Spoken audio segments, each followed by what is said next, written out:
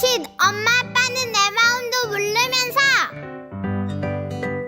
알다가도 모를 아이 마음. 자녀에 대한 모든 고민을 속 시원히 풀어드립니다. 내 아이를 부탁해.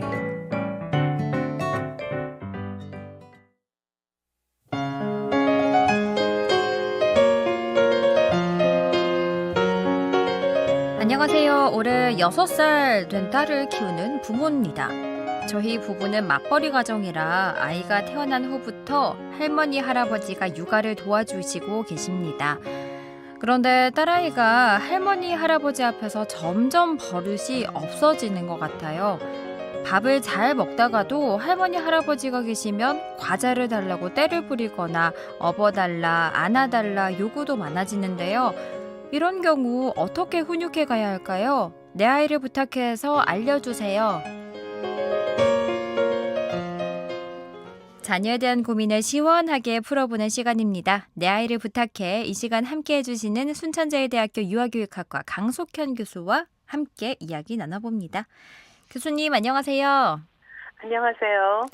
요즘엔 조부모님께서 손자 손녀 돌봐주시는 경우 참 많은데요. 할머니, 할아버지 앞에서 때가 심해지는 아이가 오늘 주인공입니다. 오늘 사연 어떻게 들으셨나요?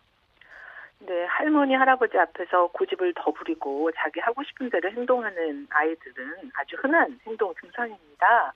그런데 이런 행동에는 여러 가지 이유들이 있거든요. 아이들마다 다른.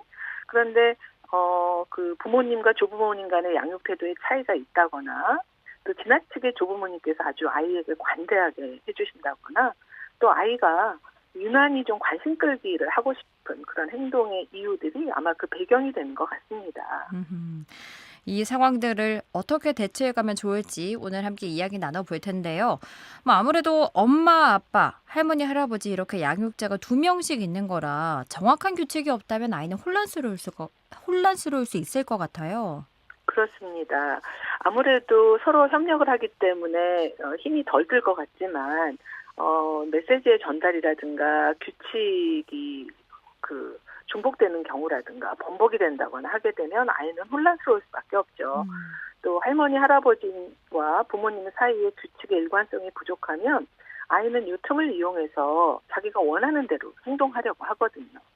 그래서 보통은 부모님과 조부모님께서 아이를 대하는 규칙에 대해서 좀 미리 상의를 하시고 또 정말 최선을 다하셔서 일관된 규칙을 적용하시는 것이 정말 중요한 일입니다. 그럼 이렇게 일단 규칙을 세웠다면 그 어떤 경우라도 흔들림 없이 지켜가야 하는 거죠?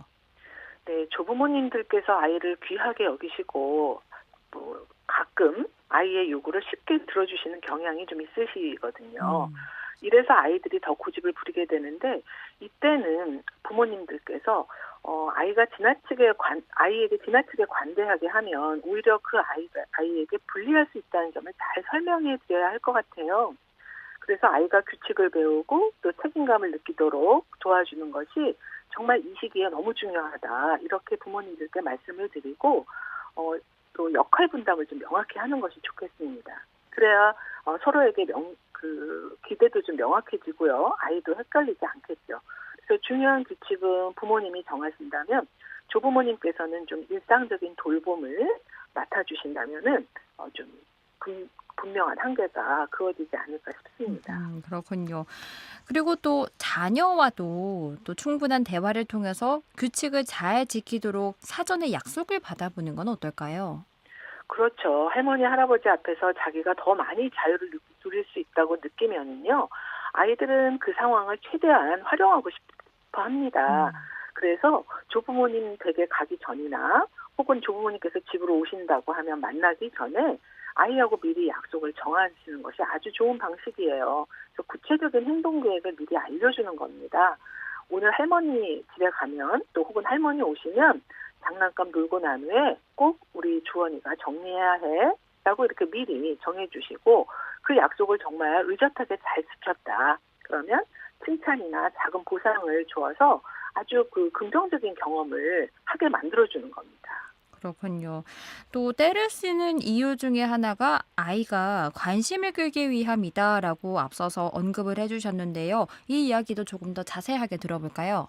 그렇습니다. 부정적인 행동을 해서 주목을 받으려는 그런 시도로 이어지기도 하거든요.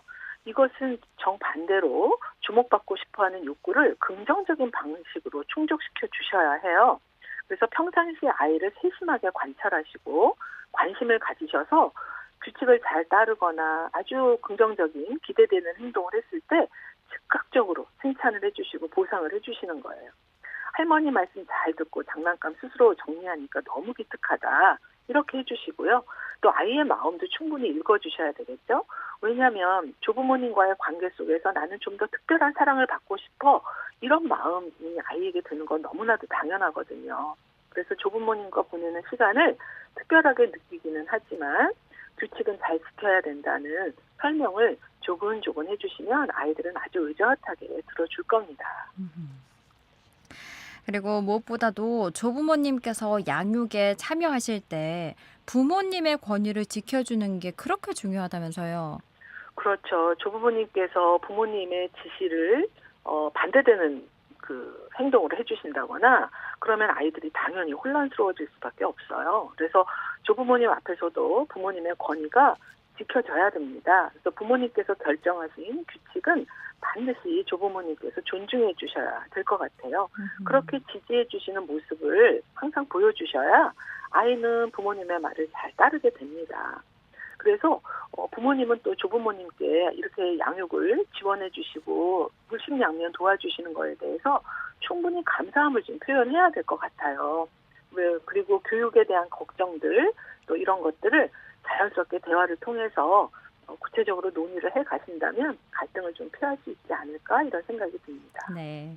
사실 자녀가 어떤 사람 앞에서든 예의를 갖추는 사람으로 성장하길 모든 부모님이 바라실 텐데요. 그러기 위해서는 조부모님이 양육을 도와주신다 하더라도 부모님과 함께 일상을 보내는 시간들을 꼭 챙겨가는 게 또 중요할 것 같아요.